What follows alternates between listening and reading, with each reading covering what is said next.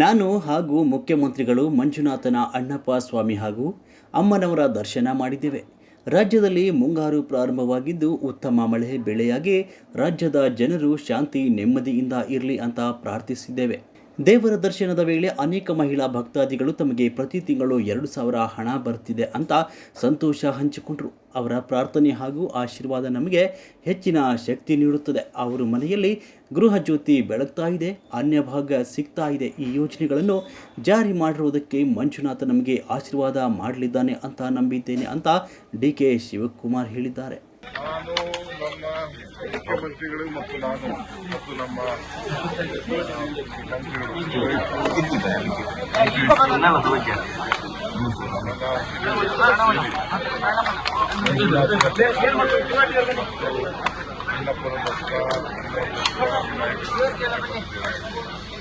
ಬಹಳ ಸಂತೋಷ ಆಗ್ತಾ ಇದೆ. ರಾಜ್ಯದಲ್ಲಿ ಮಳೆ ಮತ್ತೆ ಪ್ರಾರಂಭ ಆಗಿದೆ. ನಮಗೆ ಮುಖ್ಯಮಂತ್ರಿಗಳು ಕೂಡ ರಾಜ್ಯಕ್ಕೆ ಒಳ್ಳೆ ಮಳೆ ಬೆಳೆ ಬಂದು ಶಾಂತಿ ದೊರೆಯಲಿ ಅಂತೇಳಿ ಪ್ರಾರ್ಥನೆ ಕೂಡ ಮಾಡಿದ್ದಾರೆ. ಇವತ್ತು ನಮ್ಮ ಧರ್ಮದ ಸಂಪ್ರದಾಯ ಧರ್ಮಸ್ಥಳಕ್ಕೆ ಏನು ಮಾತಿದೆ ಮಾತು ಮೂಲಕ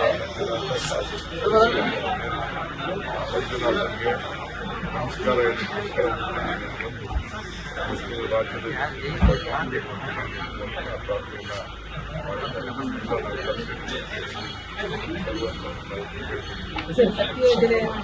ಇವತ್ತು ಧರ್ಮಸ್ಥಳದ ನಮ್ಮ ಹೆಗಡೆ ಸಾಹೇಬ್ ಕೂಡ ಹೇಳ್ತಾ ಇದ್ದೀನಿ, ಜನಶಕ್ತಿ ಯೋಜನೆಯಿಂದ ಬಹಳ ಜನ ಹೊರಗಡೆಯಿಂದ ಬೆಳಗಾವಿ, ಬೇರೆ ಕಡೆ ಹುಬ್ಬಳ್ಳಿ, ಧಾರವಾಡ, ಗುಲ್ಬರ್ಗಾಯಿಂದಲೂ ಕೂಡ ಹೆಚ್ಚಿನ ಜನ ಬಂದು ಈ ಶಕ್ತಿ ಯೋಜನೆಯನ್ನು ಉಪಯೋಗ ಮಾಡಿಕೊಂಡು ಧರ್ಮಸ್ಥಳಕ್ಕೆ ಸಾವಿರಾರು ಜನ ಪ್ರತಿದಿನ ಬರ್ತಾ ಇದ್ದಾರೆ. ಸರ್, ಪತ್ರ ಕೂಡ ಒಂದು ಕಳಿಸಿದ್ರು ಸರ್. ನಾವು ಪತ್ರ ಕೂಡ ಈಗ ಕೂಡ ಮುಖ್ಯಮಂತ್ರಿಗಳ ಹತ್ರ ನಮ್ಮ ಹತ್ರ ಅವರು ಬಹಳ ಸಂತೋಷವನ್ನು ಹೆಣ್ಮಕ್ಳು ಕೂಡ ಒಳಗಡೆ 2,000 ರೂಪಾಯಿ ನಮಗೆ ಬರ್ತಾ ಇದೆ ಅಂತ ಅಂದ್ಬಿಟ್ಟು ಎಲ್ಲ ಕೂಡ ದೇವಸ್ಥಾನದ ಒಳಗಡೆ ಮುಖ್ಯಮಂತ್ರಿಗಳಿಗೆ ಹೇಳ್ಕೊಂಡು ಬಹಳ ಸಂತೋಷ. ಅವರೆಲ್ಲರ ಪ್ರಾರ್ಥನೆ, ಅವರೆಲ್ಲರ ಆಶೀರ್ವಾದ ನಮಗೆ ಏನು ಹೆಚ್ಚಿಗೆ ಶಕ್ತಿ ತುಂಬಿದೆ. ದಿನ ಮನೆಯಲ್ಲಿ ಜ್ಯೋತಿ ಕೂಡ ಬೆಳೀತಾ ಇದೆ, ಉಚಿತವಾದಂಥ ಜ್ಯೋತಿ, ಗೃಹ ಜ್ಯೋತಿ ಬೆಳೀತಾ ಇದೆ, ಗೃಹಲಕ್ಷ್ಮಿ ಬರ್ತಾ ಇದೆ, ಅನ್ನಭಾಗ್ಯ ಸಿಗ್ತಾ ಇದೆ, ಎಲ್ಲ ಥರದ ಸೌಕರ್ಯ ನಮ್ಮ ಜನತೆ ಸಿಗ್ತಾ ಇದೆ. ಮಂಜುನಾಥ ಸಂಪೂರ್ಣವಾಗಿ ನಮಗೆ ಆಶೀರ್ವಾದ ಪ್ರಾರ್ಥನೆ ಅಂತ ನಂಬಿಕೆ ನಮಗೆ.